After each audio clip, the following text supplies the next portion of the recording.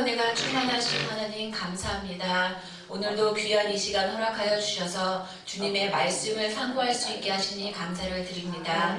이 말씀을 듣고 깨닫게 하시고 깨닫는 것으로 끝나는 것이 아니라 우리 마음 안에 잘 새겨서 주님이 기뻐하시는 일을 할 수 있는 우리 모두가 될 수 있도록 주님 붙잡아 주시옵소서. 저에게 학자의 혀를 주셔서 주님의 말씀을 잘 증거하고 잘 이해될 수 있도록 전달할 수 있도록 주님 붙잡아 주시옵소서. 감사하며 예수님의 이름으로 기도드렸습니다. 아멘.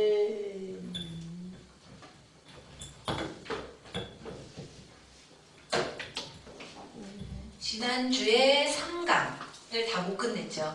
근데 보면 드릴게요. 내용을 보시면 지난주까지 내용을 잘 이해하면 성경의 나머지 부분을 이해하는데 큰 도움이 돼요. 그래서 지난주에 그냥 빨리빨리 끝낼 수도 있었는데 빨리 끝내는 게 좀 입시학원이 아니라 진도를 빨리 빼는 게 중요한 게 아니라 잘 전달하고 잘 이해하는 게 중요해서 아멘. 오늘은 그 6페이지인가요? 저 지난주에 15절 원시복음에 대해서 3장 15절까지 하고 마무리를 지었거든요. 오늘은 21절부터 3장 21절부터 들어갈 건데 지난주 복습하겠습니다. 창세기 1장 1절 말씀 제가 써놓은 거 다 같이 한번 읽을까요? 태초에 하나님이 천지를 창조하시니라. 이 말씀에 우리 기독교 신앙에 모든 것이 들어있다고 해도 과언이 아닐 정도라고 했잖아요. 자, 잘 기억하고 있으신지? 처음에 누가 이 천지 만물을 창조하셨어요? 하나님이. 여기에서 우리가 알 수 있는 것은 하나님은 이 천지가 생기기 전부터 계셨다는 걸 알 수 있죠. 하나님의 선제성.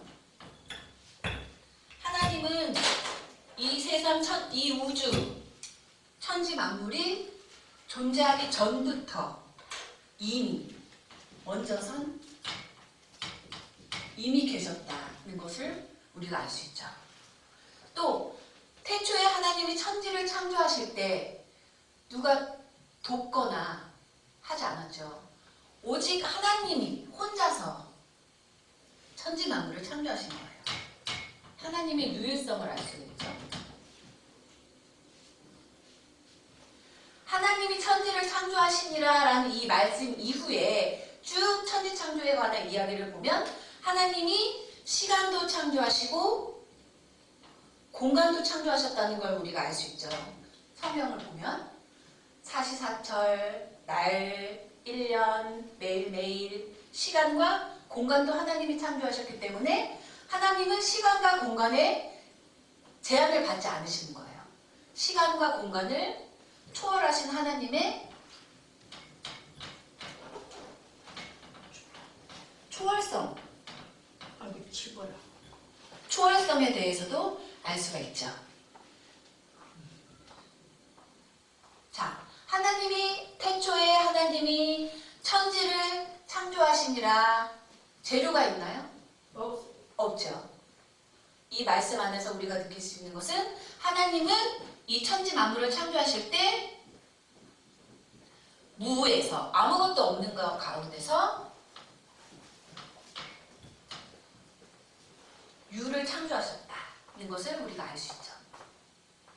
아무것도 없는 가운데 무에서 유를 창조하시는 하나님밖에 없어요. 한 예로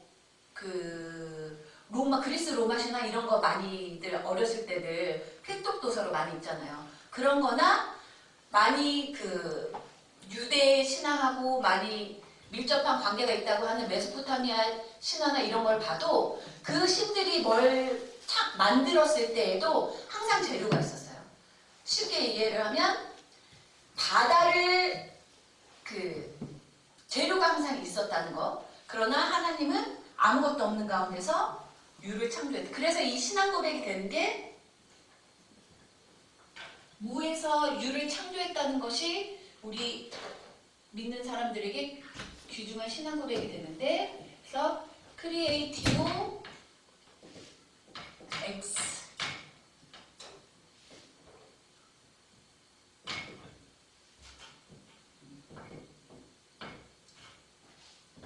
크리에이티오 엑스 닐로 아무것도 없는 가운데서 창조하셨다라는 것을 이제 종교개혁이 일어나기 전에는 하나의 공교회였죠. 그 공교회에서 성도들을 이끌어가는 가르치는 이제 교부들이 우리가 신앙 고백을 외우는 것처럼 외쳤던 거예요. 무에서 하나님은 무에서 유를 창조하셨다. 그래서 창조라는 것은 있는 재료를 가지고 무엇을 만들었을 때는 창조라고 하지 않는다고 했잖아요. 그렇죠? 창조는 오직 하나님만이 아무것도 없는 가운데서 유를 창조하시는 하나님에게만 해당되는 거고, 이 창조라는 말에 해당하는 히브리어 바라고 하나님하고만 짝을 이뤄서 나타나지, 히브리어 성경에서 인간이 뭘 만들었을 때 바라라고 하지 않는다고 했잖아요. 그래서 우리 인간이 뭔가를 좋은 물건이나 로봇을 만들었다고 해도 그 로봇도 이미 기존에 있던 컴퓨터 프로그램이랑 로봇의 외관이 되는 철이나 이런 거 있는 걸 가지고 만든 거잖아요. 창조했다고 하지 않아요. 개발했다고 하고 발명했다고 하지. 그런데 정말 인간의 생각으로 이런 걸 만들었어? 할 만한 것은 창조적이다 라고 하는 거지, 창조했다라고는 하지 않아요. 창조의 특성이 있다라는 의미로 창조적이네 라고 하는 거지, 너 창조했다라고 하지 않는 거예요. 그러니까 인간에게 너가 뭘 창조했다라고 말을 붙이는 것은 잘못 사용하고 있는 거죠. 그리고 한 가지 또, 태초에 하나님이 천지를 창조하시니라. 우리 인간을 포함한 모든 걸 창조하셨죠? 그러니까 인간은 뭐예요? 아무리 잘나도 피조물에 불과한 거예요. 인간이 피조물의 신분을 망각하고 답을 싸면 안 돼. 그렇죠. 자꾸 하나님의 권위에 도전하라고 하는 게 죄인 거예요. 그걸 잘 간파한 뱀이 유혹을 하잖아요. 선악과를 먹으면 눈이 밝아져서 하나님처럼 될 수 있어. 아마 다른 걸로 하나님처럼 될 수 있어가 아니라 뭐 하나님처럼 될 수 있어라는 말을 하지 않았으면 넘어가지 않았을 수도 있죠. 근데 인간에게 모든 걸 만들어 주시고 에덴 동산도 다 모든 걸 풍족하게 만들어 주신 다음에 다스려라, 정복하고 다스려라 라고 권한을 위임해 주시잖아요. 그러나 그 권한은 하나님 아래에 있는 권한인데, 하나님께는 제한을 받아야 되는 권한인데 모든 걸 다 맡겨주시니까 교만해지는 거고, 나 이거 다 지배할 수 있는데, 정복할 수 있는데, 생물도 식물도 내가 다 지배할 수 있는 건데, 내가 배운 그거를 간교하게 놓치지 않고, 선악과를 먹으면 눈이 밝아져서 하나님처럼 될 수 있어. 거짓말이었다는 걸 우리 지난 시간에 알았죠. 아멘. 그렇죠? 그리고 또 중요하게 말씀드렸던 것이, 사단은 항상 다른 걸 갖고 오지 않아요. 우리 믿는 사람들을 유혹할 때는 항상 말씀을 가지고 사단은 유혹하러 들어오는 거예요. 그래서 1절 한번 타락과 신라건 이야기, 이번에 3장 1절 한번 제가 나눠드린 교재 내용 한 번만 읽고 넘어가도록 하겠습니다. 3장 1절, 지난주 교재예요. 3장 1절. 몇 가지? 네? 타락한 신라. 타락과 신라고.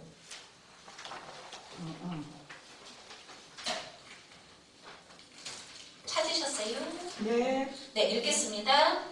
여호와 하나님의 지으신 들짐승 중에 뱀이 가장 강교하더라.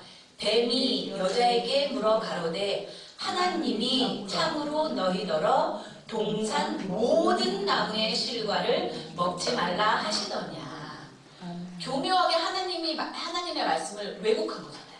2장 16절, 17절에 보면 하나님이 먹지 말라고 하신 것은 동산에는 선악을 알게 하는 실과를 맺는 나무가 있었던 게 아니라 생명나무도 있었는데, 생명나무도 있고, 그러니까 생명나무와 선악을 알게 하는 나무 실과 두 개가 있었는데, 뱀이 교묘하게 왜곡하죠. 모든 나무를 먹지 말라고 했냐고 남치질 하는 거죠. 하나님을 걸고 넘어지면서 항상 우리가 그래서 주의해야 되는 것이, 항상 이단은 말씀을 가지고 우리를 유혹한다는 거예요. 그래서 보면 항상 성경 공부 시켜줄게 하고, 신천지도 그거잖아요. 성경 공부 시켜줄게, 일반 교회에서 알려주지 않는 비밀이라는 이야기를 알려줄게 하면서 유혹을 하는 거잖아요. 유혹에 넘어가는 이유는 뭐라고 했어요? 그 여자도 마찬가지고 아담도 마찬가지지만, 하나님의 말씀을 제대로 알고 있지 못하니까 긴가민가 하잖아요. 하나님은 분명히 선악을 알게 하는 나무의 실과를 따먹으면 정령이 죽으리라 라고 말씀을 하셨는데, 뱀의 유혹을 받고서는 여자가 그러잖아요.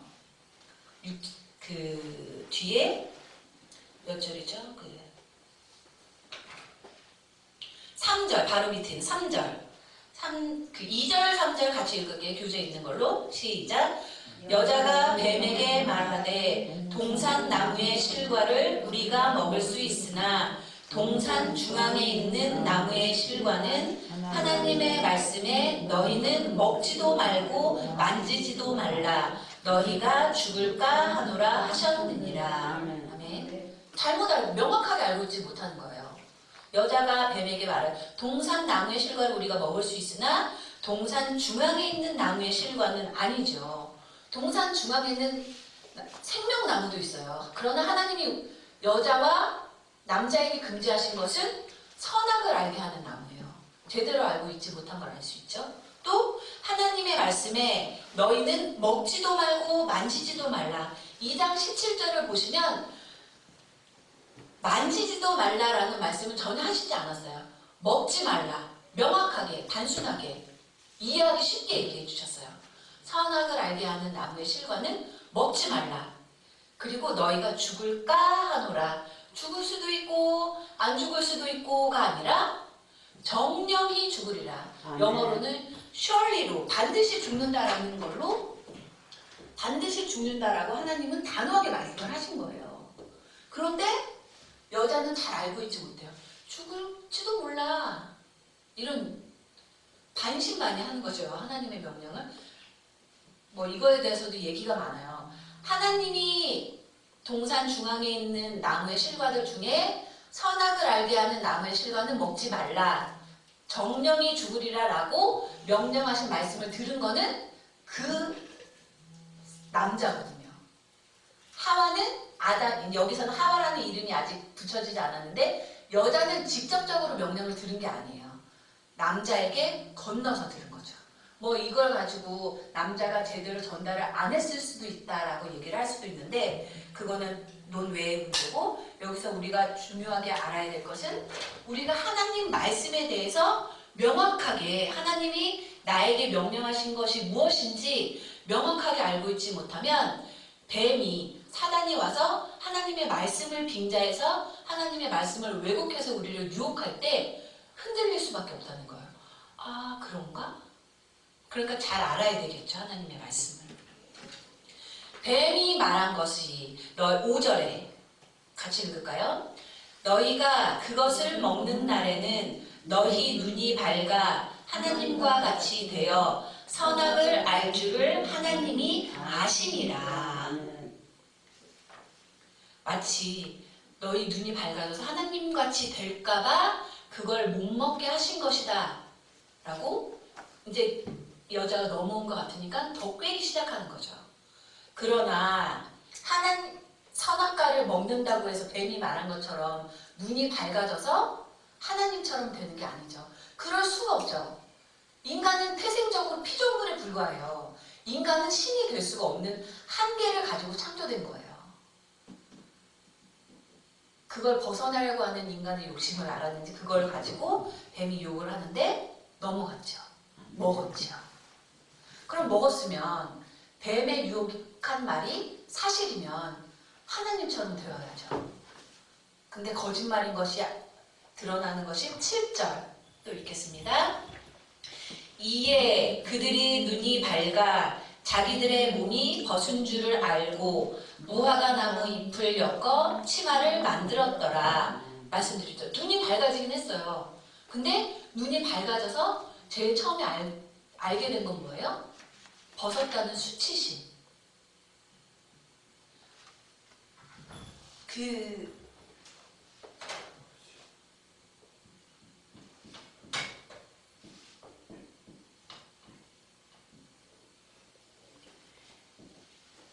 여자와 남자가 선악과를 따먹은 의도 자체가 어땠어요? 악했죠.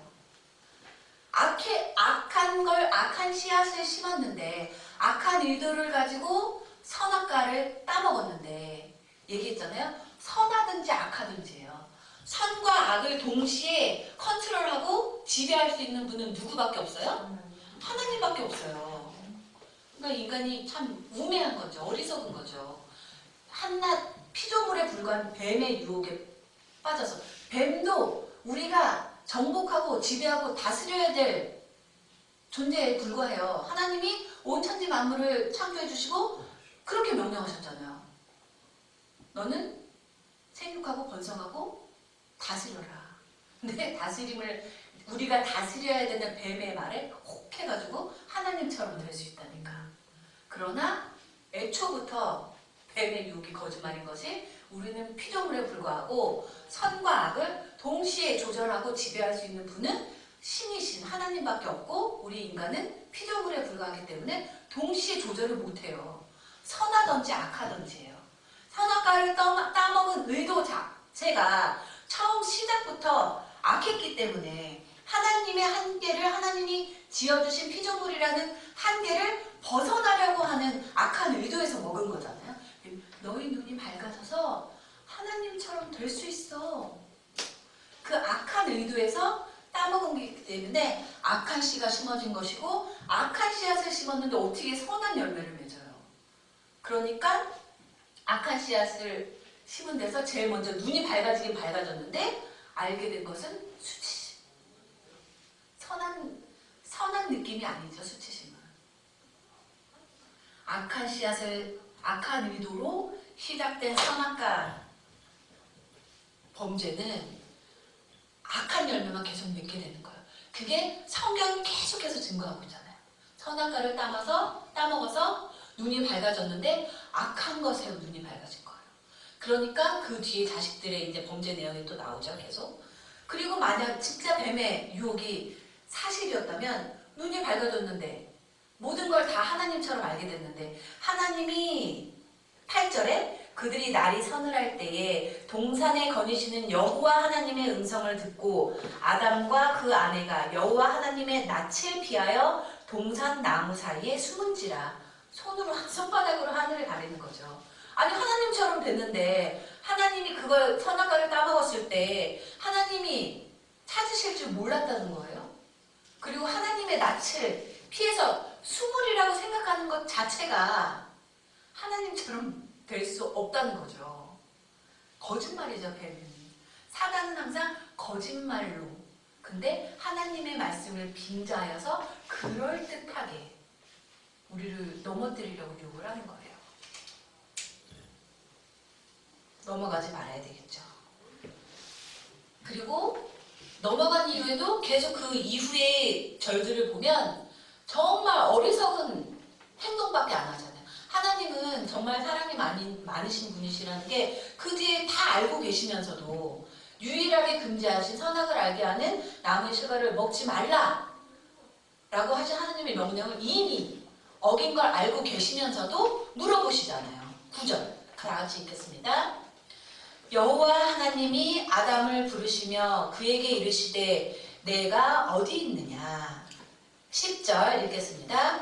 가로되 내가 동산에서 하나님의 소리를 듣고 내가 벗었으므로 두려워하여 숨었나이다.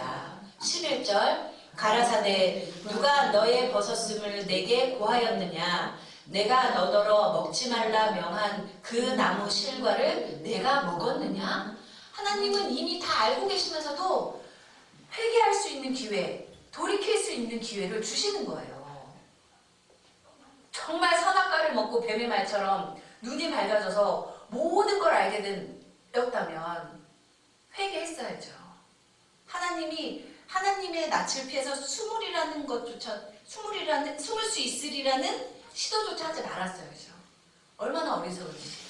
얼마나 어리석은지 하나님이 회복할 수 있는 기회, 자복할 수 있는 기회, 돌이킬 수 있는 기회를 이렇게 주시는데도 불구하고 그것도 차버리잖아요. 그렇죠? 12절 읽겠습니다. 아담이 가로되 하나님이 주셔서 나와 함께하게 하신 여자 그가 그 나무 실과를 내게 주므로 내가 먹었나이다. 하나님이 원하시는 바가 아니죠. 하나님 탓을 하잖아요. 여자가 성경 말씀 쭉 읽어보면 아시지만 선악과를 따서 야 먹어 아담. 안 먹어? 가만 안 둬? 협박하는 게 아니에요. 아담도 얘기하자. 나와 함께 하신 여자 그가 그 나무 실과를 내게 주므로 내가 먹었나이다. 억지로 강압적으로 안 먹으면 가만 안 둬? 그런 강압이 없었어요. 그냥 주니까 먹었다 이거예요. 자기가 실토를 하잖아요. 여자도 마찬가지예요. 뱀은 넘어뜨리기 위한 자기 목적을 가지고 유혹을 했지 뱀이 따서 야 먹어. 안 먹어? 아니에요. 선택권이 여자에게 있었고 먹느냐 안 먹느냐 선택권은 여자에게 있었고 여자가 아담에게 주었을 때도 먹지 않은 선택권이 분명히 있었어요. 그런데 먹는 선택을 한 것은 아담이란 말이에요. 먹는 선택을 한 것은 여자였고 그리고 12절에서 중요한 것이 하나님 탓을 해요. 우리도 이럴 때가 없는지 잘 생각해 봐야 돼요. 나의 범죄함으로 인해서 내가 당하는 고난인데 하나님 왜 이렇게 나에게 고난을 주십니까? 제가 중고등부 이제 교사를 할 때 또 얘기를 했던 건데 우리가 참 분별을 잘 해야 된다. 도둑질하고 사기치고 살이 져서 감옥 간 사람이 회심했다고 해서 하나님 나를 왜 이렇게 감옥에 들어가는 고난을 겪게 하십니까? 하는 것은 어불성설이라는 거죠. 너는 네가 지은 죄로 고난을 받는 건데 왜 하나님 탓을 하냐는 거죠. 그렇죠?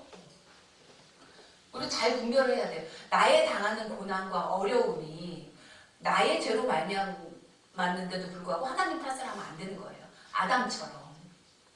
나의 죄로 인해 당하는 고난이면 우리가 해야 될 것은 누구 탓이 아니라 회개라는 거예요. 하나님 그걸 원하시고 기회를 주시는데 아담은 뻥 차버리죠. 하나님이 주셔서 첫째로는 하나님 탓을 하고 나와 함께 하신 여자가 줘서 먹었어요. 자기 탓은 없다는 거예요. 변명하면 안 되는 거죠. 한숨을 푹 쉬고 결국 그 얘기는 어쩌면 13절 읽겠습니다.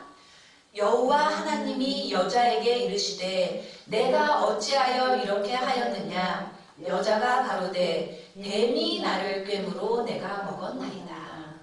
여자도 회개할 수 있는 기회, 회복할 수 있는 기회를 차버리죠. 여기까지 또 들으시고 또 하나님은 14절에 뱀에게 또 물어보시죠. 읽겠습니다. 여호와 하나님이 뱀에게 이르시되 내가 이렇게 하였으니 내가 모든 육축과 들의 모든 짐승보다 더욱 저주를 받아 배로 다니고 종신토록 흙을 먹을지니라. 중요한 차이가 있어요. 뱀에게 물어보시고 뱀에게는 회개할 수 있는 기회를 안 줘요. 애초에 하나님은 바로 저주하시고 바로 징벌하세요. 그러나 아담과 그 여자에게는 돌이킬 수 있는 기회를 주시고 저주하지는 않으세요. 징벌이라고 해봐야 에덴 동산에서 쫓아내시는 거예요. 모든 것이 다 갖춰진 에덴 동산에서 쫓아내시고 에덴 동산에서는 아담과 그 여자가 땅을 일구고 하는 수고를 안 해도 하나님이 모든 걸 다 예비하시고 준비를 하셨기 때문에 과실을 맺고 풍성한 과실을 맺고 탐스러운 과실을 맺어서 수고와 노동의 수고를 하지 않아도 풍족하게 먹고 살 수 있었지만 에덴 동산에서 쫓겨남으로 말미암아서 수고를 해야 되는 거예요. 노동에 땀을 흘려야 되는 거예요. 이건 저주가 아니죠. 어떻게 하나님은 인간에게는 인간의 범죄함에도 불구하고 저주는 하지 않으셨다는 게 하나님의 큰 은혜죠. 뱀에게는 가차없이 너 뱀에게 이르시되 너 왜 이랬어? 이랬으니까 넌 저주를 받아서 배로 다니고 종신토록 흙을 먹을지니라 하시죠. 또 15절 읽겠습니다. 시작. 여수가 되게 하고 너희 후손도 여자의 후손과 여수가 되게 하리니 여자의 후손은 내 머리를 상하게 할 것이요 너는 그의 발꿈치를 상하게 할 것이니라 하시고. 아멘. 이 구절이 이제 원시 복음이라고 이제 유대교나 이제 기독교나 의심할 여지 없이 메시아가 와서 여자의 씨, 여기 한글 성경에서는 여자의 후손으로 번역이 됐는데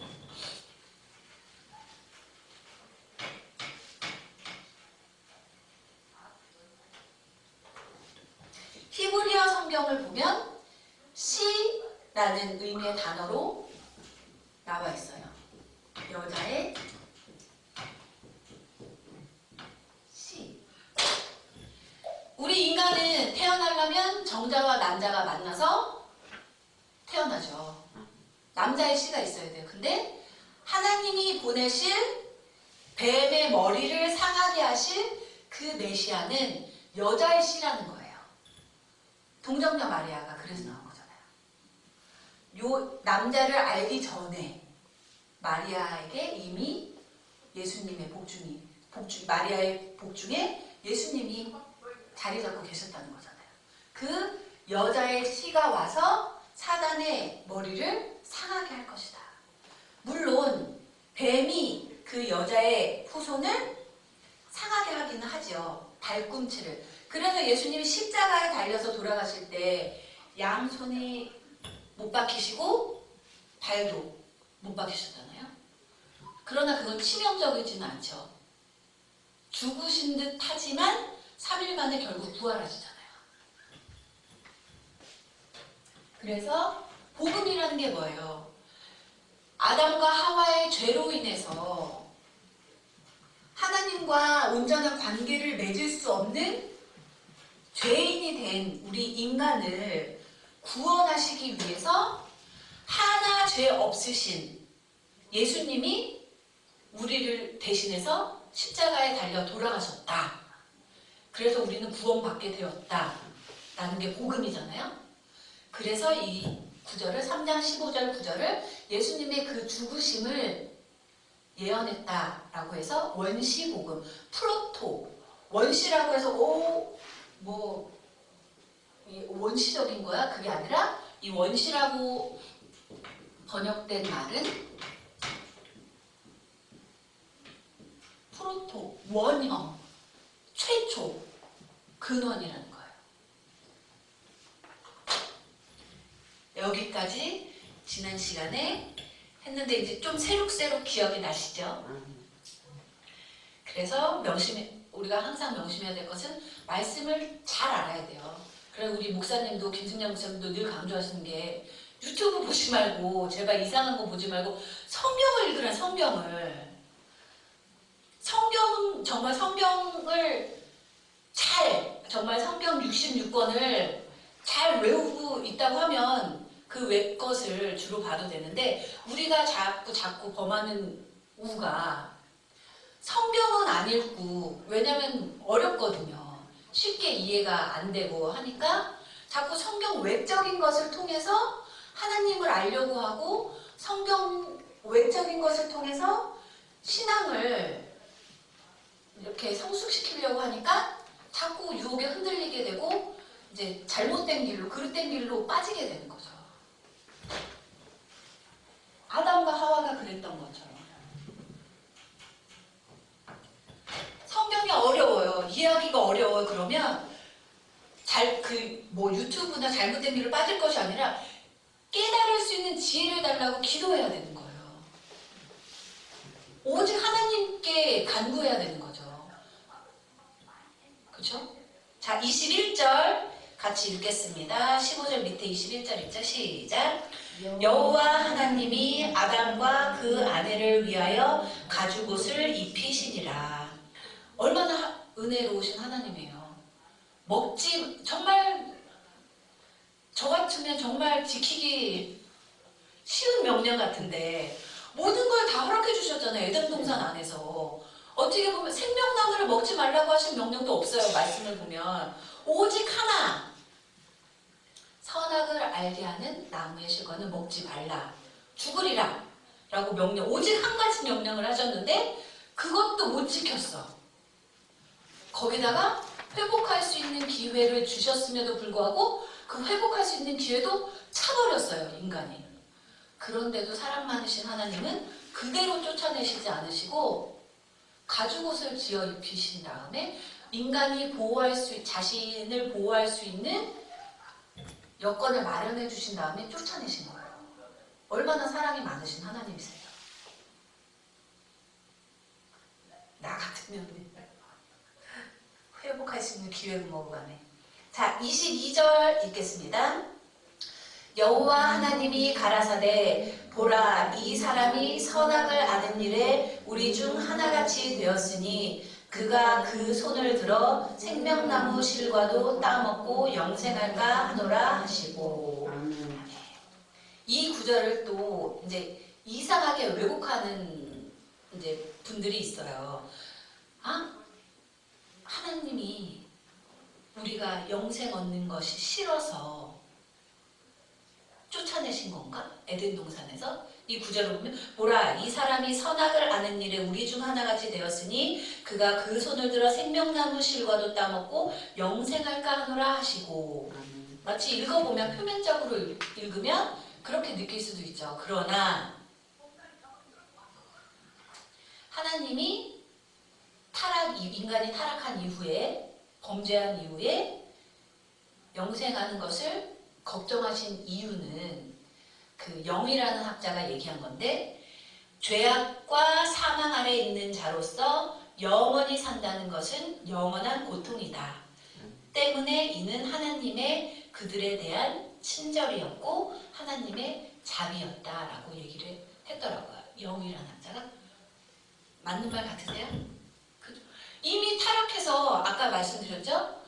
시작부터 의도가 악했기 때문에 하나님처럼 될 수조차 없는데도 불구하고 하나님처럼 되려고 하는 하나님과 동일선상에 있고자 하는 그런 악한 의도를 가지고 선악과를 따먹기 때문에 악한 열매밖에 맺을 수가 없는 거고, 선악과를 먹고 눈이 밝아졌을 때 제일 처음에 들은 느낌이 뭐예요? 알게 된 것은 수치심을 알게 됐고, 내가 벗었으므로 두려워 낯을 피하였나이다. 두려움을 알게 됐고, 악한 열매밖에 못 맺는 거예요.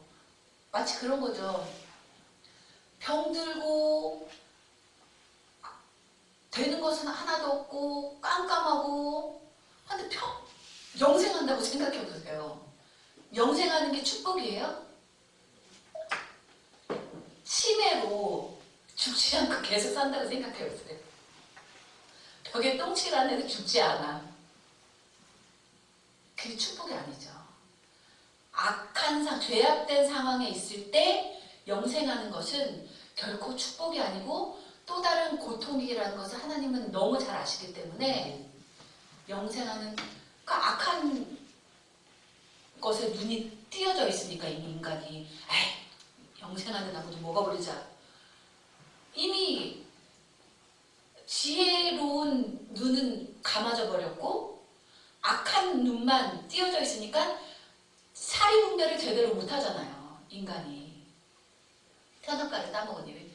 그래서 아이고 꼴을 보아하니 또 영생하는 실과도 먹고 정말 죽지도 않고 평생, 그 지옥불이 무서운 게 뭐예요? 지옥이 죽지 않고 계속 고난당하는 거잖아요. 계속 고통, 지옥불에 타는 거잖아요.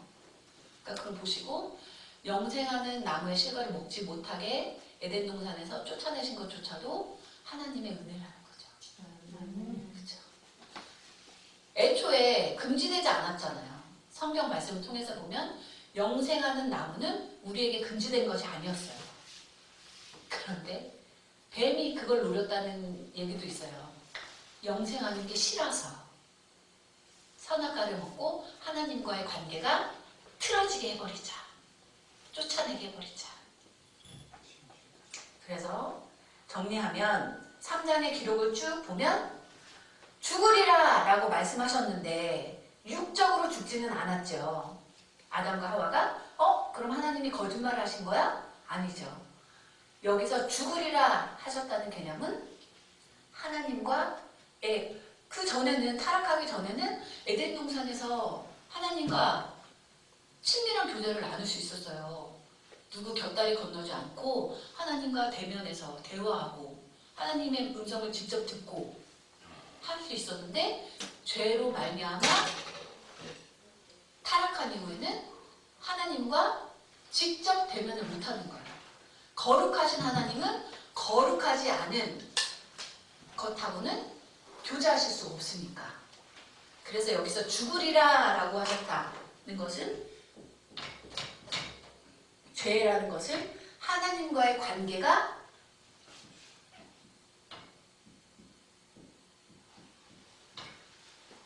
끊어진 걸 말하는 거죠. 어그러진 것. 관계의 개념으로 이해하시면 좋은 거예요. 그리고 또한 쭉 그 뒷구절을 읽어보시면 아시지만, 죄로 말미암아서 하나님과 인간의 관계만 어그러진 게 아니에요. 사람과 사람의 관계도 지배하고 사모해야 되고, 그 전에는 평등한 관계. 하나님이 하나님의 형상과 모양대로 창조하신 것은 남자만이 아니라고 성경이 말하잖아요. 또 반대로 여자만 하나님과 형상과 모양대로 창조된 것이 아니라 사람을, 남자와 여자를 모두 포괄해서 사람을 애초에 창조하실 때 하나님의 형상대로 창조하셨기 때문에 대등한 관계였는데, 죄로 말미암아서 에덴 동산에서 쫓겨나면서부터 이 대등한 관계가 복종의 관계, 지배의 관계로 틀어진 거죠. 그래서 우리가 예수 그리스도가 우리의 죄를 대신해서 십자가에 못 박혀 달려 돌아가셨다는 것을 믿는 참 그리스도인이라면 하나님께 온전해야 되는 거고, 하나님께 온전해졌다는 것은 내가 거룩해졌다는, 거룩한 하나님처럼 내가 거룩해졌다는 것인데, 그러면 하나님과 나와의 관계만 온전하게 회복되어야 되는 것이 아니라 내 옆에 있는 사람하고도 온전한 관계를 회복해야지만이 정말 하나님의 그 예수 그리스도의 죽음을 헛되지 않게 아멘. 한다는 거죠. 아멘. 난 하나님 앞에만 잘 서면 돼. 이것은 성경 창세기부터 요한계시록까지 쭉 읽어보시면 하나님 나한테만 잘하라고 하지 않으셨어요. 물론 그건 기본이고 너 옆에 있는 과부와 고아와 약한 자들과 아멘. 그들을 돌아보기를 원하신다는 것을 끊임없이 말씀을 하시잖아요. 주의 종들을 통해서. 그래서 관계에 이 뱀의 유혹에 빠져서 타락하고 죄를 지어서 어긋나 버린 하나님과 나와의 관계를 온전히 회복하고 인간과 인간의 관계를 온전히 회복하는 것이 정말 하나님이 우리에게 원하시는 것이고 하나님 예수님이 십자가에 달려서 돌아가신 이유라는 거죠. 자, 3번 가인과 아벨 이야기.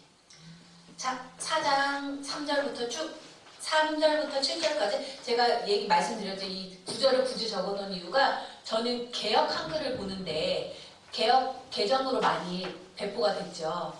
개역 개정으로 배포가 됐다고 해서 크게 뭐 맥락의 차이가 나는 건 아닌데 이제 말이 약간 틀리기 때문에 헷갈릴 수가 있어요. 그래서 3절부터 읽겠습니다. 시작.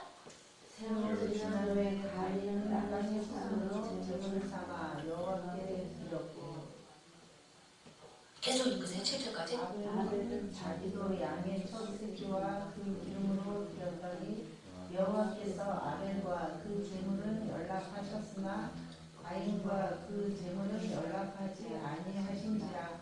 가인이 심히 분하여 안색이 변하니 여호와께서 가인에게 이르시되 내가 분하여 함은 어찌니뇨 안색이 변함은 어찌니뇨 내가 선을 행하면 어찌 낯을 들지 못하겠느냐 선을 행치 아니하면 제가 너에 엎드려지느니라. 죄의 소원은 내게 있으나 너는 죄를 다스릴지니라. 아멘. 유명한 첫 번째 인류 최초의 살인 이야기가 나오죠. 죄로 시작된 그 선악과의 열매를 따먹은 죄의 씨앗이 심겨진 게 얼마나 무서워요. 그냥 그걸로 끝나는 게 아니라 죄는 더 번성하는 거예요. 확산되는 거예요. 아담과 하와는 하나님이 먹지 말라고 한 선악과를 따먹는 죄를 범했지만 그 죄의 씨앗이 심겨짐으로 말미암아서 가인이 아벨을 죽이게 되는 죄가 더 무서워지죠.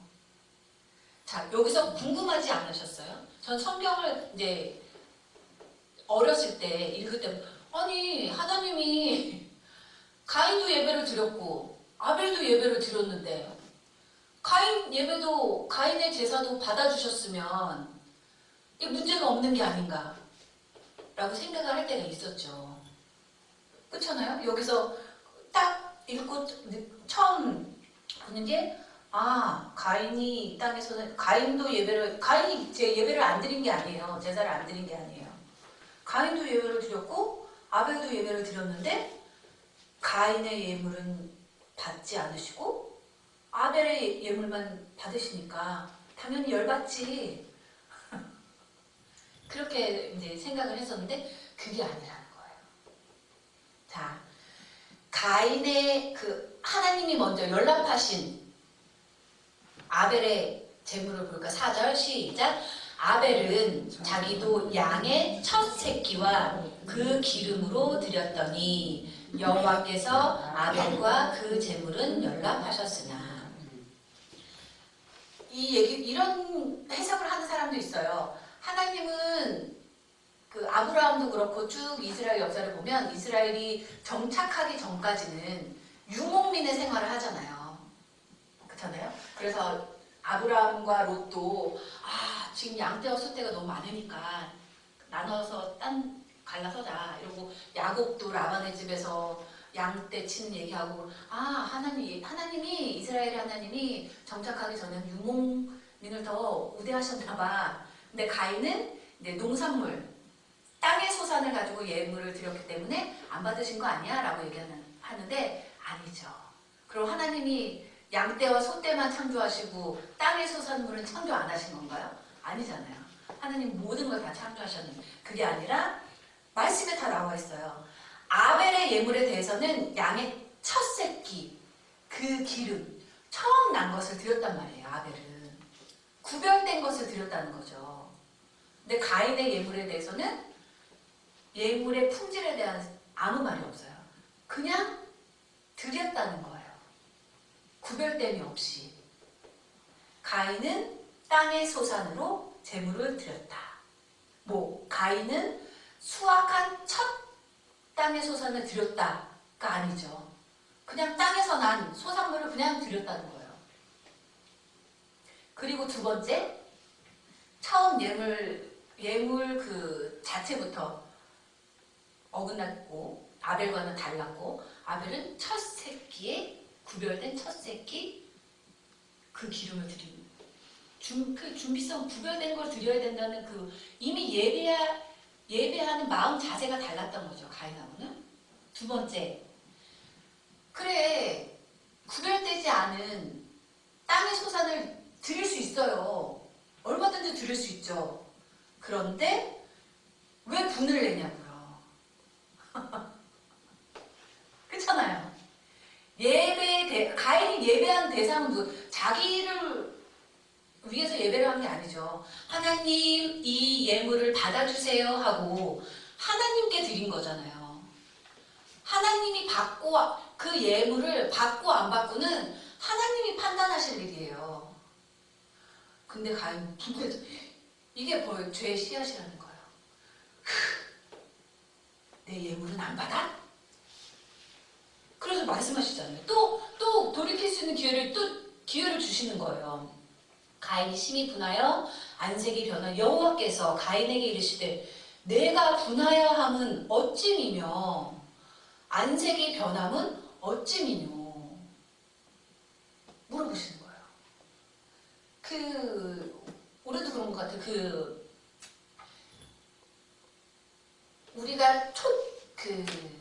우리도 그렇죠. 예배를 드리고 뭔가 봉사를 하고 할 때 대상이 누군지를 잘 생각해요. 내가 그 마르다와 마리아의 비유 있잖아요. 마르다는 나름 하나님의 일을 한 거예요. 하는데 막 하다 보니까 나는 분주한데 저 마리아 저것은 일도 돕지도 않고 저기 가서 놀면서 말씀만 아멘 하고 받고 있네. 그러면 안 된다. 하지 말라는 차라리 그렇게 열릴 바에는 하지 말라는 거예요. 뭐가 중요한지를 알아야 된다는 거죠. 내가 예물을 드렸는데 안 받아? 그러면 이렇게 생각해야죠. 내 예물이 잘못됐나? 내 아벨이 드린 예물은 어땠길래 하나님이 받으셨을까? 라고 생각을 해야죠. 그런데 남 탓을 하는 거예요. 하나님 탓을 하는 거예요. 내가 예물을 드렸는데 분하고 이럴 수가 안 받다니. 자신을 돌아볼 줄 알아야 되는 거예요. 나도 예배를 드렸고 아벨도 예배를 드렸는데 뭐가 문제였을까? 근데 이러질 않고 저를 포함한 가인을 포함한 우리 인간들이 범하기 쉬운 이제 잘못이 뭔가 일이 틀어졌을 때 한다고 했는데 일이 생각대로 안 풀릴 때 뭐야 남 탓 주변 탓을 하려고 한다는 거예요. 먼저.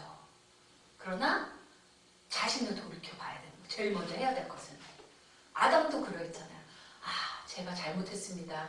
자기 탓을 하는 게 아니라 하나님이 주셔서 하나님 탓. 아멘. 그 여자가 줘서 먹었어요. 그 여자 탓. 하나님 탓, 남 탓. 하면 안 돼. 하지 말고 자신을 먼저 돌아봐야 되는 거예요. 하나님 여기도 기회를 주시잖아요. 왜 그래? 네가 분하여 하면 어찌미며 안색이 변하면 어찌미며 답을 주셔요. 7절에 읽을까? 시작. 내가 선을 행하면 어찌 낯을 들지 못하겠느냐. 선을 행치 아니하면 죄가 문 앞에 엎드리느니라. 죄의 소원은 내게 있으나 너는 죄를 다스릴지니라. 너가 정말 선한 의도로 예물을 드린 거면 안 받으셨네? 이렇게 분할 일이 아니라는 거예요. 그리고 안색이 변할 일이 아니라는 거예요. 근데 벌써 아신 거죠.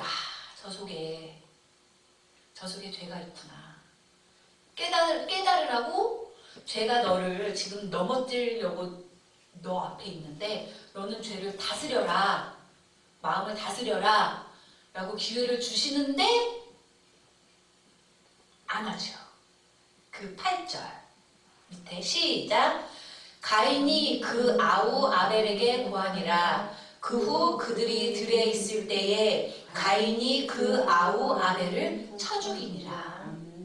하나님이 너 마음을 다스려. 죄가 너를 지배하려고 하잖아. 너는 죄의 지배를 받지 말고 죄를 네가 다스려야지 라고 말씀을 하셨는데 바로 아벨아 들에 나가자. 그리고 쳐 죽이잖아요. 더 큰 죄를 짓는 거예요. 이 죄의 싹이 얼마나 무서운 건가요? 회개하지 않으면 더 큰 죄를 질 수밖에 없는 거예요. 죄는 거품처럼 확장되는 거예요. 분명히 하나님이 이 말씀을 안 하셨으면 저 혈기가 가득 찬 상태니까 뭐 그러면 당연히 안 되지만 그럴 수도 있겠구나 할 수도 있지만 하나님이 분명히 짚어주셨잖아요. 내가 선을 행하면 어찌 낯을 들지 못하겠느냐. 선을 행치 아니하면 죄가 문 앞에 엎드리느니라. 죄의 소원은 내게 있으나 너는 죄를 다스릴지니라. 혈기 내지 말고 혈기가 올라올 때 그거는 너를 넘어뜨리려고 하는 거니까 그걸 다스리라고 분명히 하나님이 말씀하셨는데도 불구하고 혈기에 죄에 넘어가죠. 가인이 그 아우 아벨에게 고하니라. 그 후 그들이 들에 있을 때에 가인이 그 아우 아벨을 보라는 듯이 쳐 죽이는 거예요. 하나님이 보고 계시는. 그런데도 사랑 많으신 하나님은 또 기회를 주시잖아요. 9절에 시작. 가인에게 이르시되 내 아우 아벨이 어디 있느냐. 그가 가로되 내가 알지 못하나이다. 내가 내 아우를 지키는 자니까. 볼만하죠. 어떻게 이럴 수? 다른 죄도 아니고 동물을 죽인 것도 아니고 남을 죽인 것도 당연히 안 되는 거죠. 왜냐하면 남도 하나님의 형상과 모양대로 지음받은 것. 그래서 하나님이 살인을 금하셨잖아요. 그런데 자기 동생을 쳐 죽여놓고도 동생이 죄 지을 만한 일을 한 것도 아닌데 자기 눈에 못 이겨서 자기 동생을 죽이는 이 어마어마한 죄를 져놓고도 잘못인지를 모르는 건지 하나님이 돌이킬 수 있는 기회를 주시는, 하나님이 몰라서 물으시는 게 아니잖아요. 하나님이 이미 가인이 아벨을 죽인 걸 아심에도 불구하고 가인에게 또 기회를 주시느라고 가인에게 이르시되 내 아벨이 어디 있느냐. 하나님이 원하시는 건 뭐, 하나님 제가 눈이 뒤집혀서 아벨 그만 죽이고 말았습니다. 용서해 주십시오. 어찌해야 될까요? 이게 회개하기를 원하는데 그가 가로되 내가 알지 못하나이다. 내가 내 아우를 지키는 자니까. 우리도 이럴 때가 있는 거예요. 가인만이 아니라 내 혈기대로 마음대로 해놓고는 하나님이 회개할 수 있는 기회, 돌이킬 수 있는 기회를 계속 주심에도 불구하고 그 기회를 알아차리지 못하고 그냥 뻥 차버리고 내가 왜요? 우리도 이럴 때가 있다는 거죠. 그러면 안 된다는 거예요. 하나님이 모르셔서 물으신 게 아니라 이미 동생 아벨을 죽이는 크나큰 죄를 지었지만 그래도 회복할 수 있는 기회를 또 한 번 주신 건데 아주 보란듯이 차버리잖아요. 우리는 그러지 말아야 되겠죠. 죄를 이겨내기가 이렇게 어렵다는 거예요. 하나님이 말씀을 계속 해주셔도 귀를 막는 거죠. 하나님의 말씀, 주의 종의 말씀에는 귀를 막고 뱀의 말에 더 혹 하고 그 결과가 계속 죄의 길로만 계속 달려가는 거예요. 계속 하나님의 말씀은 더 안 들어오고. 그래서 항상 자기 자신을 잘 돌아보는 사람, 왜 그 기독교뿐만이 아니라 뭐 여러 동양 철학에서도 유명한 말 있잖아요. 소크라테스가 너 자신을 알라. 남을 알려고 하지 말고 자기 자신을 먼저 알아야 된다. 너 자신을 아는 게 얼마나 어려우면. 그쵸? 자, 4번 노아 홍수 이야기 6장부터 보자. 6장 5절부터 7절 읽겠습니다. 시작. 여호와께서 사람의 죄악이 세상에 관영함과 그 마음의 생각의 모든 계획이 항상 악할 뿐임을 보시고 땅 위에 사람 지으셨음을 한탄하사 마음에 근심하시고 가라사대 나의 창조한 사람을 내가 지면에서 쓸어버리되 사람으로부터 육축과 기는 것과 공중의 새까지 그리하리니 이는 내가 그것을 지었음을 한탄함이니라 하시니라. 아멘. 죄는 정말 확산을 잘하는 거예요. 그래서 그 요한계시록의 마지막 때에 들림받을 14만 4천 명인가요? 전 이제 연수할 때는 지금도 연수하지만 지금 기독교인이 우리나라만 해도 1천만 명이라고 하는데 어떻게 14만 4천 명만 그렇게 간다는 거야. 말도 안 돼 했는데 나이를 먹을수록 하나님의 말씀을 조금 더 이해하게 될수록 14만 4천 명도 어렵지 않을까. 죄는 물들기가 너무 쉬운 거예요. 가인이 자기 형제 아벨을 죽이고도 뻔뻔하게 하나님이 모를 거라고 생각하고 내가 내 아우를 지키는 자니 있다 하고서 쫓겨난 다음에 그럼 잘 살아야지. 잘못됐구나. 내가 정말 큰 죄를 지었구나 하고 잘 살아야 되는데 죄는 너무너무 관영해져서 노아 때에 이르러서는 하나님이 안 되겠다. 쓸어버려야 되겠다. 하나님이 지으시고 보기에 좋았더라. 너무 흡족해 하셨던 이 세상을 인간의 죄 때문에 죄 없는 육축과 공중의 새와 다 함께 종말을 당하는 거예요. 인간 때문에. 그러나 8절에 시작. 그러나 노아는 여호와께 은혜를 입었더라. 은혜라는 말이 성경 전체를 통틀어서 여기에서 처음 나와요. 히브리어로 은혜라는 말이 여러 단어가 있는데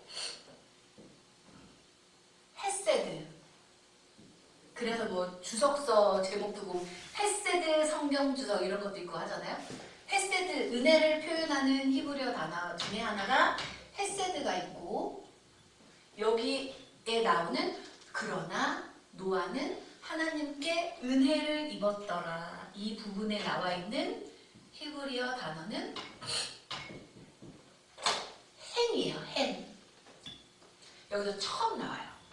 결국 뭐예요? 노아가 산 것도 노아가 잘나서 살아남은 게 아니라 그냥 전적인 하나님의 은혜였다는 거예요. 하나님의 주권.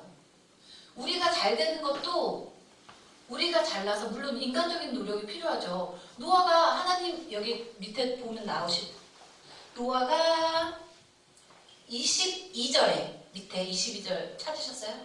교재 교환에 22절 읽을게요. 시작.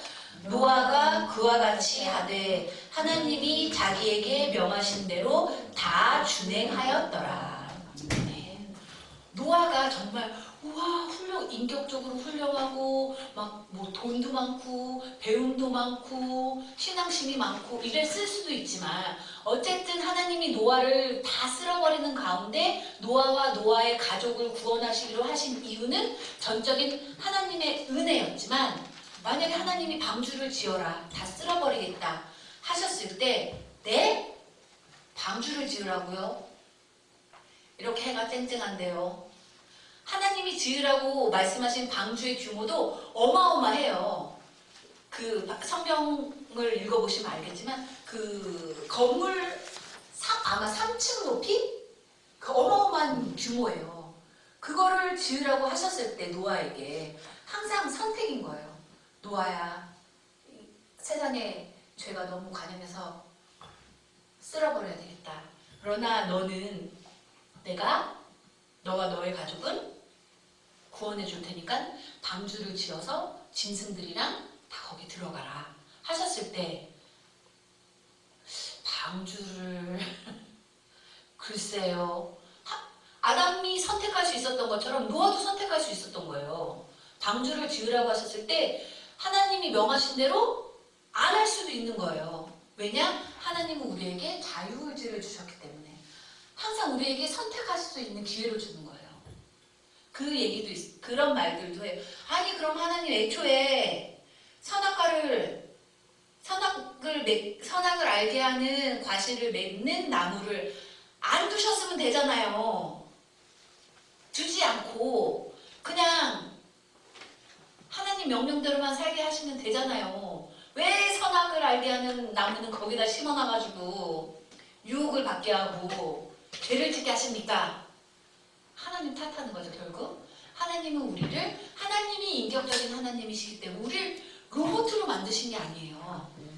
하나님의 형상대로 지음받아 생각하고 더 좋은 것을 선택하고 어떻게 해야 더 하나님을 흡족하게 할 수 있을까를 생각하라고 우리에게 선택할 수 있는 로봇가 아닌 자유의지를 우리에게만, 인간에게만, 동물에게는 주시지 않고, 그래도 우리가 좀 초입에 부른 찬송에도 천사도 흠모할 만한 능력을 우리에게 주신 거예요.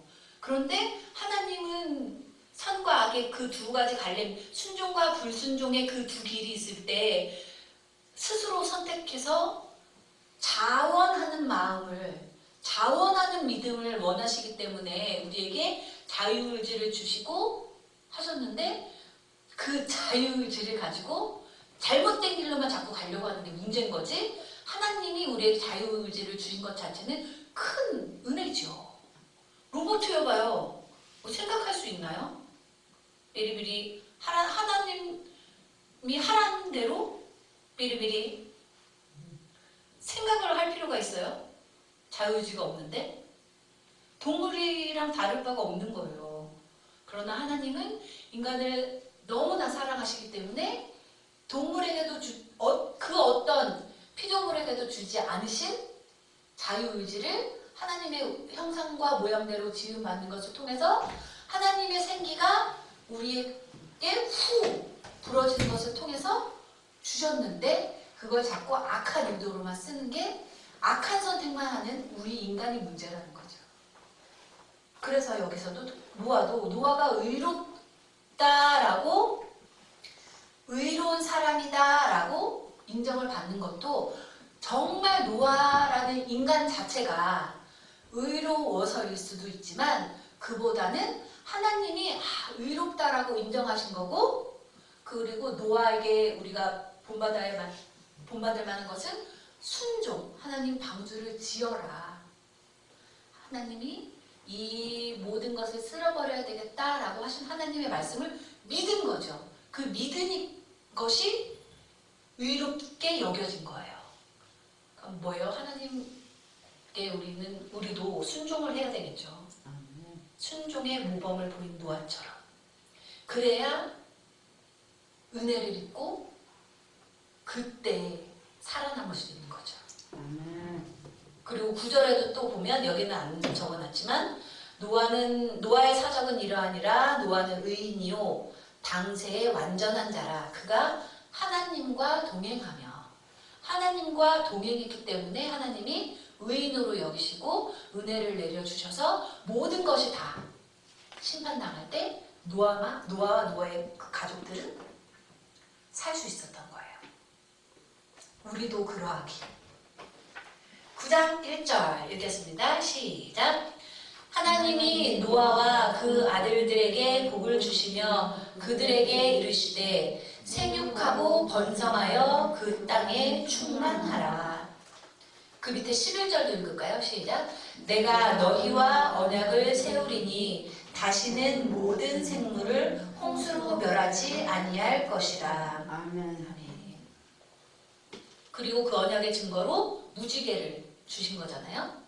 이 1절 생육하고 번성하여 그 땅에 충만하라 라는 구절 어디서 많이 봤죠? 9장 1절에 나오는 생육하고 번성하여 그 땅에 충만하라. 우리 창세기 1장 28절 한번 찾아보겠습니다. 창세기 1장 28절.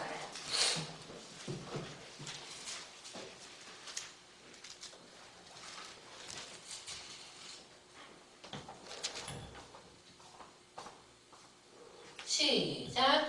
하나님이 그들에게 복을 주시며 그들에게 이르시되 생육하고 번성하여 땅에 충만하라. 땅을 정복하라. 바다의 고기와 공중의 새와 땅에 움직이는 모든 생물을 다스리라 하시니라. 아멘. 창조를 다 하신 다음에 인간에게 생육하고 번성하여 그 땅에 충만하라.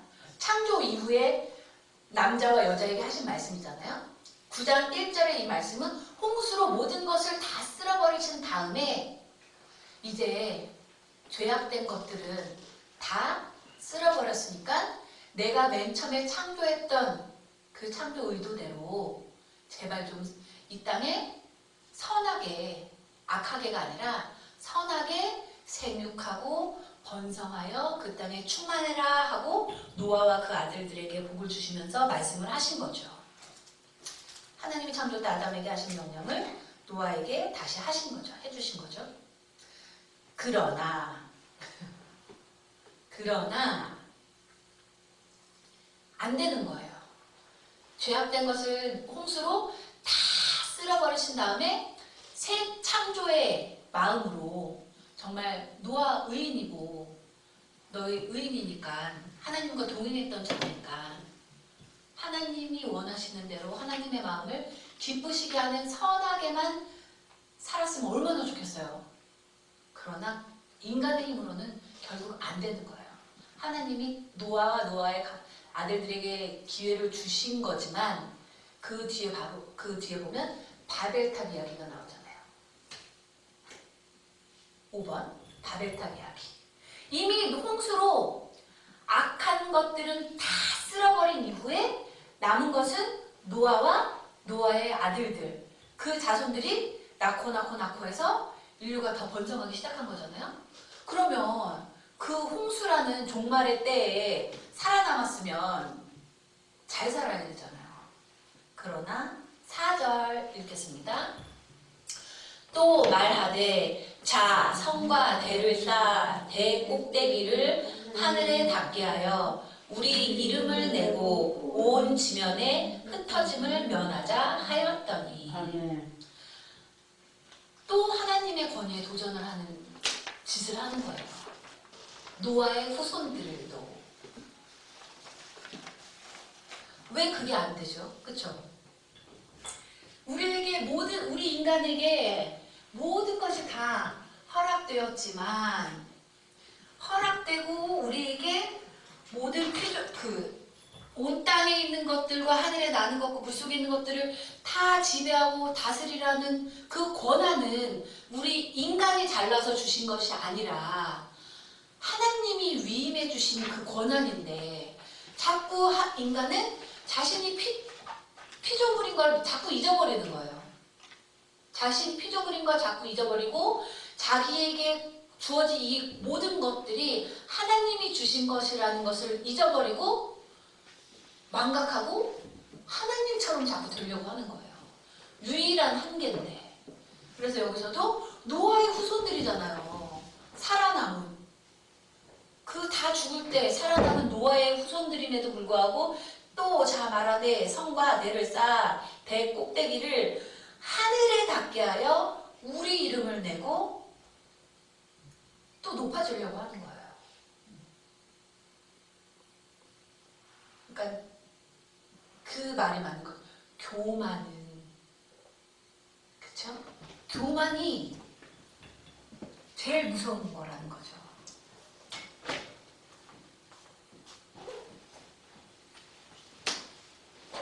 교만이죠. 바벨탑을 쌓아서 바벨탑을 하늘에 닿게 해서 우리 이름을, 하나님의 이름을 널리 내라고 인간을 창조하신 건데 우리 이름을 내자. 아담과 하와도 하나님처럼 돼야지. 교만이죠. 가인이 아벨을 죽이고도 뻔뻔할 수 있었던 것도 교만한 거죠. 그렇게 하나님 자애롭게 은혜롭게 물어보시는데 회개할 수 있는 기회를 주시면서, 그러니까 교만이 제일 무서운 거예요. 그러니까 자신을 항상 돌이켜 봐야 되는 것이, 자기 반성을 잘하고 자기 성찰을 잘하는 게 중요한 것이, 교만해질 수 있죠. 교만해질 수 있어요. 교만해질 수 있지만 하나님이 원하는 것은 교만의 꼭대기까지 가라 이것이 아니라, 교만해졌을 때 이러면 안 되지, 하나님이 원하시는 건 이게 아니지, 돌이키기를 하나님 우리에게 원하신다는 거잖아요. 그러나 우리 고린도후서 5장 17절 한번 찾아보겠습니다. 고린도후서 5장 17절.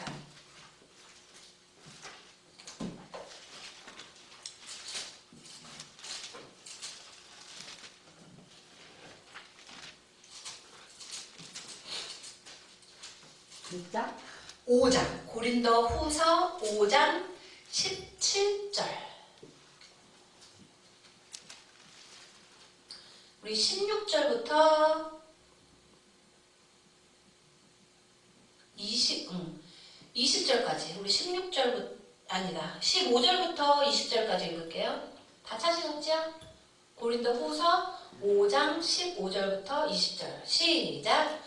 저가 모든 사람을 대신하여 죽으심은 산자들로 하여금 다시는 저희 자신을 위하여 살지 않고 오직 저희를 대신하여 죽었다가 다시 사신 자를 위하여 살게 하려 함이니라.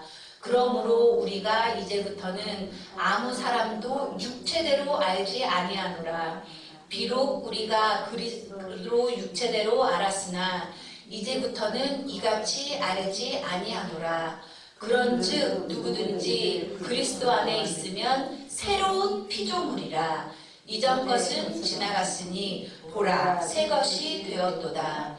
모든 것이 하나님께로 났으니 저가 그리스도로 말미암아 우리를 자기와 화목하게 하시고 또 우리에게 화목하게 하는 직책을 주셨으니 이는 하나님께서 그리스도 안에 계시사 세상을 자기와 화목하게 하시며 저희의 죄를 저희에게 돌리지 아니하시고 화목하게 하는 말씀을 우리에게 부탁하셨느니라.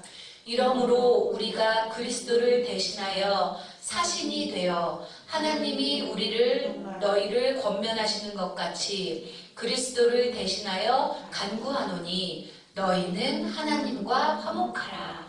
아멘. 인간의 힘으로는 될 수 없으나, 그쵸? 하나님은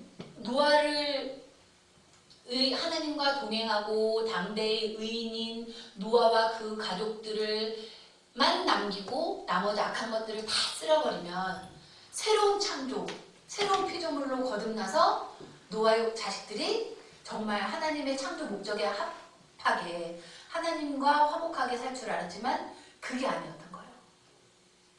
인간의 힘으로는 안 되니까 결국 우리가 읽은 고린도후서 5장 17절처럼 근본 하나님의 본체이신 예수 그리스도를 우리에게 보내주심으로 말미암아 드디어 우리가 새로운 피조물이 되었다는 거예요. 그러니까 우리가 그리스도 안에 그리스도를 우리 구세주로 우리를 죄악된 우리를 구원해 주신 그리스도로 믿는 참된 그리스도인이라면 새로운 피조물답게 살아야 되겠죠. 그렇죠? 하나님이 예수님이 가시면서 온 유대와 사마리아와 땅끝까지 이 복음을 전해서 하나님과 화목하게 하라고 우리에게 명령을 주시고 가셨는데 정말 우리가 예수님이 우리를 구원해 목숨을 바쳐서 우리를 구원해 주신 새로운 피조물이 되게 하신 그 구세주이심을 믿는 그리스도인이라면 그렇게 살아야 되겠죠. 그렇죠? 새로운 피조물로 교만할 수도 있지만 내가 교만하구나 지금 안 되겠다. 하나님께 다시 무릎 꿇어야 되겠다. 하나님의 뜻을 다시 찾아야 되겠다. 하나님의 마음에 합하게 다시 살아야 되겠다. 회개를 할 줄 알아야 되겠죠. 그렇죠? 목이 곧은 백성은 결국 멸망하게 돼 있잖아요. 목이 곧았다는 건 뭐예요? 교만한 거예요. 죄를 짓고도 이게 뭐가 죄야? 그쵸. 오히려 살인, 방화, 도둑질 이런 눈에 보이는 누가 보기에도 야, 저 사람 죄 졌어 라고 하는 죄는 우리가 분별하기가 쉽죠. 그쵸? 그 죄는 넘어가기가 정말 어려운데 눈에 보이지 않는 마음의 죄. 그래서 예수님이 마음의 할례를 받으라고 하셨잖아요. 그죠? 어려운 거예요. 마음은 눈에 보이지. 그래서 예수님이 그걸 마음을 다스리기가 어려움을 너무 아시고 살인하지 말라라고 구약에는 말했지만 예수님이 마음으로 살인해도 죄다. 미워하는 거 죄다. 말씀하시잖아요. 그러니까 자기 마음을 잘 다스려서 정말 넘어질 수 있고 항상 두 가지 갈림길에서 정말 잘못된 길, 하나님이 흡족해 하시는 길로 가기보다는 내 기준에 좋은 길, 하나님이 원하시는 길일까를 판단하기 전에 내 눈에 좋은 길, 내 눈에 보기에 좋은 길로 갈 수도 있지만 항상 내 마음을 점검해서 잘못된 길로 갔을 때라도 잘 돌이켜서 새로운 피조물로서 정말 예수님이 목숨까지 버려서 우리를 구원해 주신 새 창조 새로운 피조물로서의 삶을 잘 살아가시는 우리 모두가 되시기를 바라겠습니다. 아멘. 제가 다음 주 강의 이제 다음 주에는 족장사에 대해서 12장부터 창세기 12장부터 50장까지의 내용을 들어갈 건데 핵심은 창세기 1장부터 11장까지의 내용이에요. 이걸 머릿속에 두시면 성경을 이해하시기가 조금 더 수월하죠. 물론 어려운 말씀이지만 그러나 읽어야죠. 어렵다고 안 읽으면 하나님을 알 수가 없어요. 하나님이 나에게 원하시는 바를 알 수가 없어요. 그리고 항상 주의해야 될 것이 읽고 어려우면 딴 거에서 하나님을 찾으려고 하지 말고 깨닫게 해달라고, 깨달을 수 있는 지혜를 달라고 은혜로우신 하나님께 기도하시는 저와 여러분이 되시길 바라겠습니다. 감사합니다. 그래서 시간이 되시면 12장부터 50장까지 그러니까 1장부터 복습하는 의미로 1장부터 50장까지를 다 읽어보시면 참 좋죠. 그러나 그게 어려우시면 12장부터 50장을 읽으실 것이 아니라 1장부터 11장을 다시 읽으세요. 다음 주에 뵙겠습니다. 감사합니다.